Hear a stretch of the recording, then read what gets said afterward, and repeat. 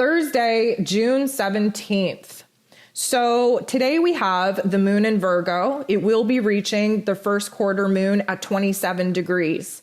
So if you subscribe to the moon guide, you will have kind of been illuminated to what this month's moon cycle is going to be about. And of course, we reach this pivotal point in this lunar cycle where we reach a crossroads. We reach the very first blockage, the very first obstacle in bringing forth some of the things that were illuminated for us, the new information, the new details, the new paths being presented under the new moon energy. If you're not a moon subscriber, a Moon Guide subscriber, I definitely recommend you do that. We have a daily interactive calendar that will align you to the energy of the moon and of course give you a heads up on what you can expect for the month ahead with all of the moon guides included.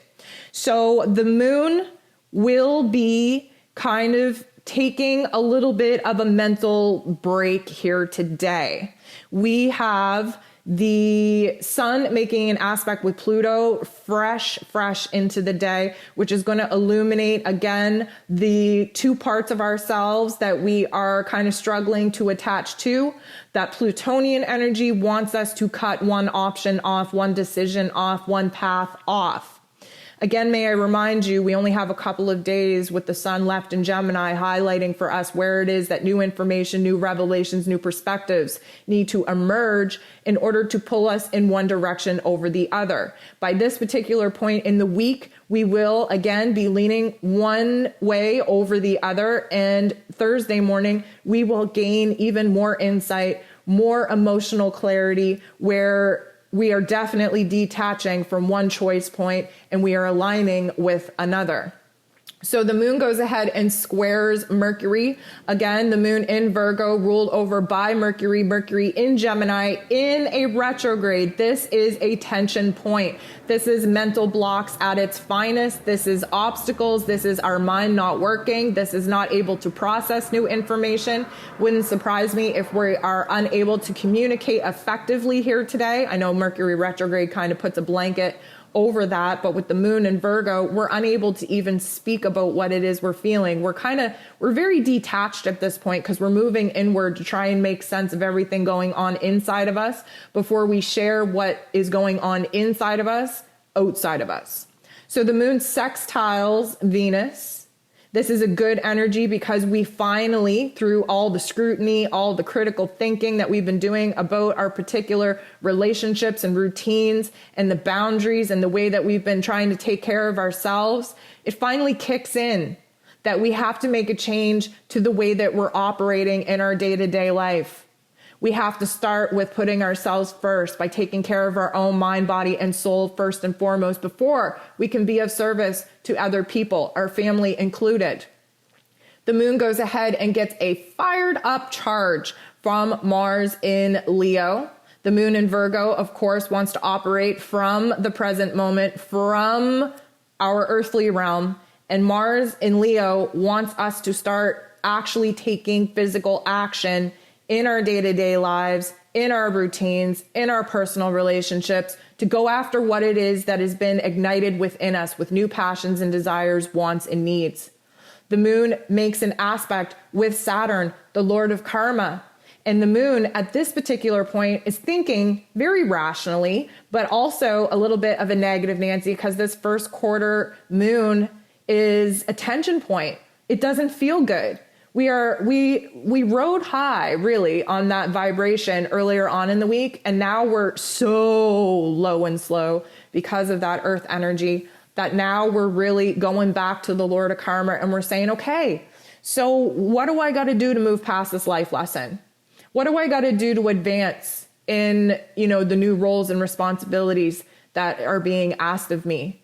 What do I got to do in, my day-to-day life? How do I have to change this? I need different parameters. I need some kind of direction. Of course, we're not going to get it from Mr. Saturn because he wants us to stick exactly where it is that we're at, just repeating the same tough love life lessons over and over again. So the moon goes ahead and has a conversation with Neptune.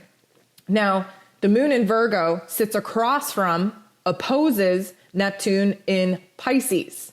So this, they even in the zodiac wheel, like Pisces and Virgo are opposite. Virgo focuses on the health and wellness of the physical realm, and Piscean energy focuses on the health and wellness of the spiritual realm.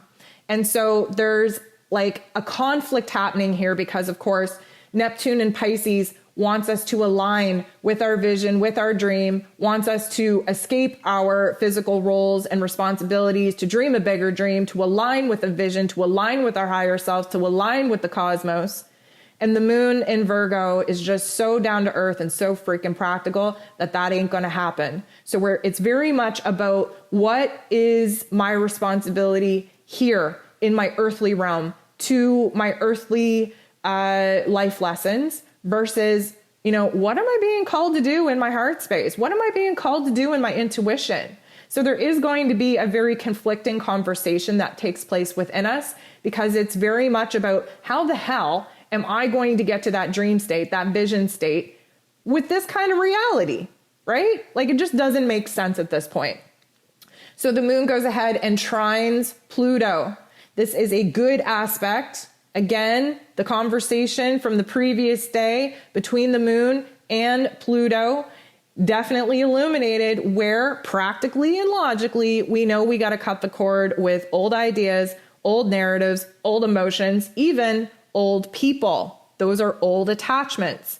So the moon in Virgo at this particular point, especially after having a conversation about how to advance and how to move forward and how to improve the things that he's still going to have in his life. But of course, we've reorganized some things, we've restabilized some things. And so now Pluto provides us a little bit of insight where we've regained our power by taking control over our earthly environment. And just a little fun fact here, our physical environments mirror our mental state.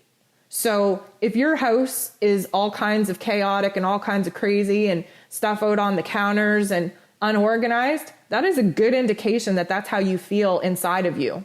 And so one of the things that we can do to reestablish positive energy, if we're feeling a little bit cray-cray on the inside, we can throw ourselves into our physical realms and reorganize and clean up our space and give everything a place. And you wouldn't believe how that kind of reflection of us seeing A, our productivity, B, the organizational state that we were able to put things in, it does a beautiful number on the inside. And suddenly we start to see that, it feels pretty good to have a clean space to operate in, to know where everything is at, to feel safe and secure, to know that you have done what you need to do in order to take care of your earthly realm. And then suddenly we do feel a shift mirror that back to us in our inner realms.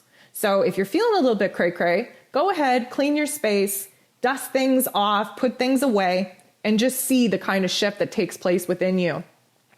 The last thing that takes place in the day before the moon goes ahead and starts making its way into Libran energy, the moon squares the sun. So again, the moon in Virgo, the sun in Gemini, a square is a tension point. It is where we reach that crisis point with the first quarter moon at 27 degrees. And this really is a resolution, if you will, of some of the things that we were really kind of split on, torn on, divided by.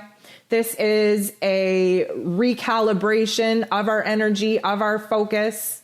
This is a brand new beginning that we are going to jump into when we wake up tomorrow to balance the scales, to recognize where it is that we ran into problems, where it is that we're going to provide solutions, and where it is that we are going to find peace and harmony in our earthly realm while our mental plane and while our heart space constantly evolve.